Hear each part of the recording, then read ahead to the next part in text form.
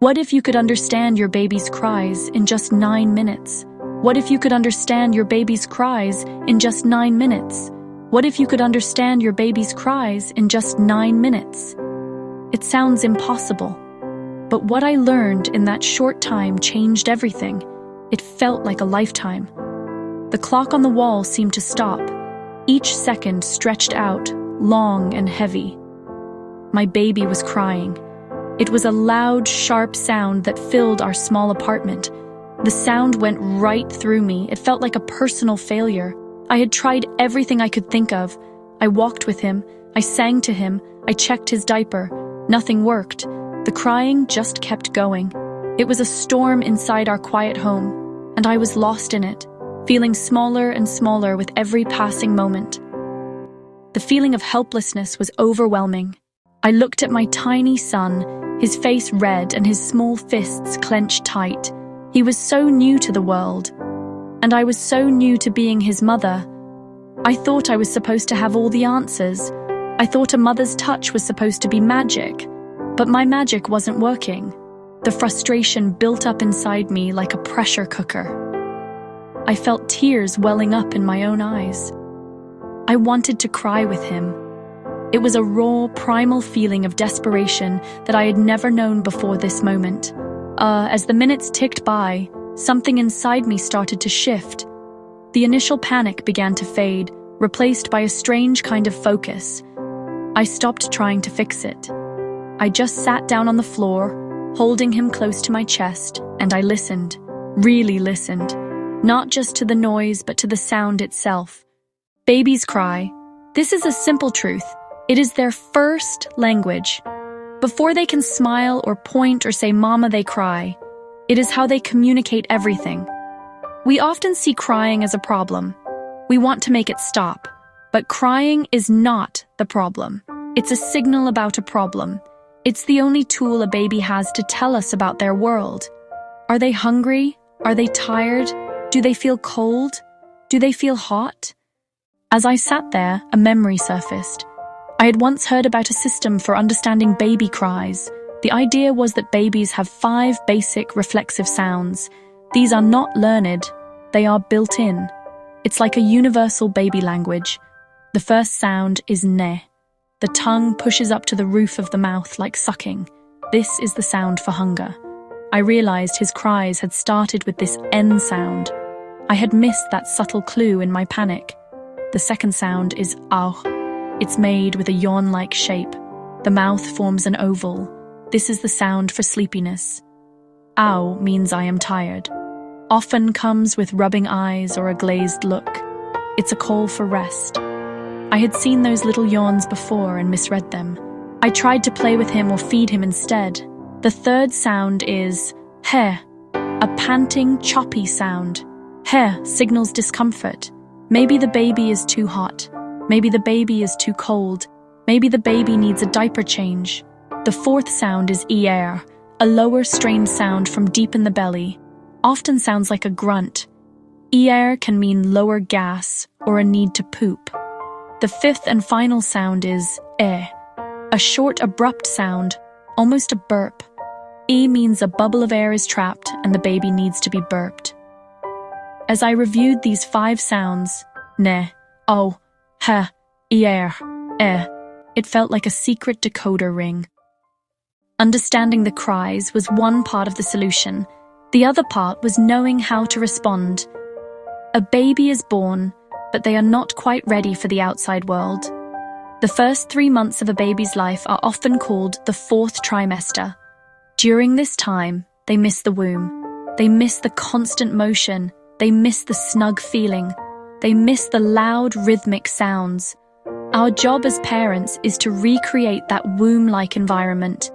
This is where another simple, powerful idea comes in, the 5 S's.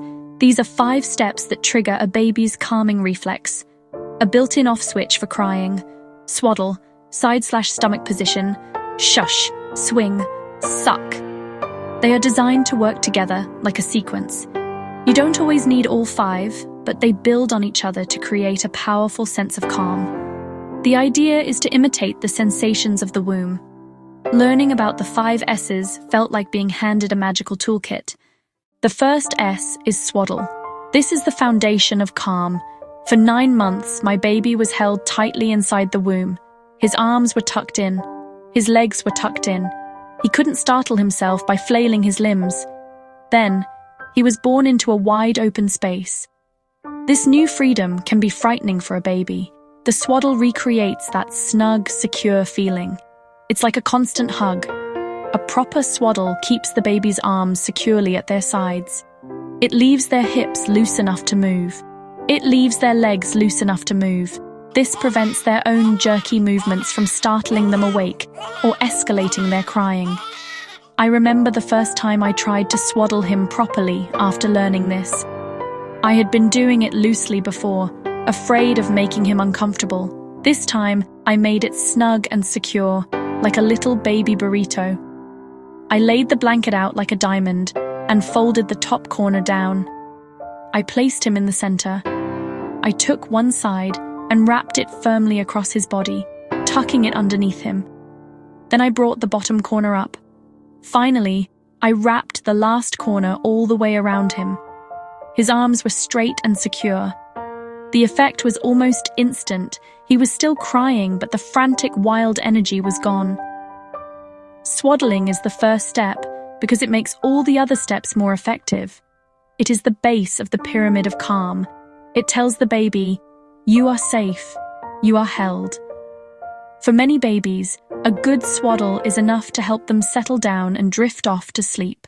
With my baby snugly swaddled, I moved to the second S, side or stomach position. Holding a baby on their back can sometimes trigger a falling sensation, which makes them feel insecure. But holding him in my arms on his side, or draped over my forearm on his stomach, immediately changed his posture. This position deactivates that falling reflex. It's important to note that this is only for soothing a baby in your arms. For sleep, a baby should always be placed on their back. The third S is shush. The womb is not a quiet place, it's loud. The sound of blood flowing through arteries is actually louder than a vacuum cleaner. Babies are used to a constant, loud, rhythmic whooshing sound. Whispering shh is not enough. You need to make a loud, strong shh sound right into the baby's ear. It should be as loud as they're crying. As the baby starts to calm down, you can lower the volume of your shushing. This sound grabs their attention. It breaks through the crying and gives their brain something else to focus on. I put my mouth close to his ear and made the loudest shh I could. His crying paused for a second. He was listening. The fourth S is swing. Babies are used to constant motion. Inside the womb, every time the mother moved, the baby moved. They were gently jiggled and rocked for 9 months. When they are born, life can feel very still. To soothe a crying baby, you need to use rhythmic, jiggly movements, not slow, gentle rocking. Think of it like a little dance. With the baby held securely, you make small, quick back and forth motions. The head should only move a tiny bit, like when you're walking briskly. This small, fast movement is incredibly effective at triggering the calming reflex. The fifth and final S is suck. Sucking is one of a baby's most powerful comforts. It lowers the heart rate, relaxes the stomach, and calms them down. Once the baby is starting to quiet down with the other S's, offering something to suck on can be the final step to bring them to a deep state of calm. This could be their own hand or a pacifier. With my son swaddled on his side, while I shushed and swung him, I offered him a pacifier. He latched on immediately. The combination was magical. The crying stopped. His eyes, which had been squeezed shut in distress, slowly opened. He was calm. The storm had passed. Nighttime can be the hardest. The darkness makes everything feel more intense. The exhaustion is deeper. When a baby cries at night, it can feel like you are the only 2 people awake in the entire world. The silence of the house makes the cries seem even louder. The first practical tip for night crying is to be prepared. Before you go to bed, Make sure you have everything you might need within arm's reach of your bed. Diapers, wipes, a change of clothes for the baby, a swaddle blanket. This way, you don't have to stumble around in the dark. The second tip is to keep the environment as calm and dark as possible. Use a very dim nightlight, just enough to see what you are doing. Avoid turning on bright overhead lights. Speak in a low, quiet voice and move slowly and deliberately. Your calm energy will transfer to your baby. Take a deep breath before you even get out of bed. Remind yourself that you can handle this. During night wakings, try to decode the cry.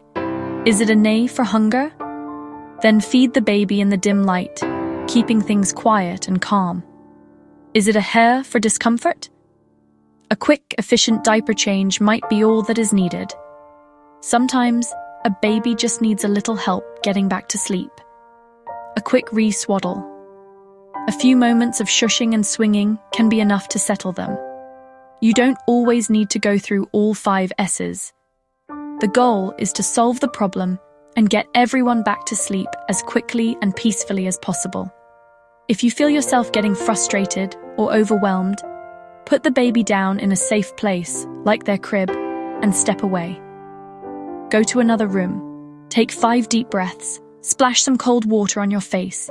It is better to let the baby cry alone for a few minutes than to handle them when you are feeling angry or out of control.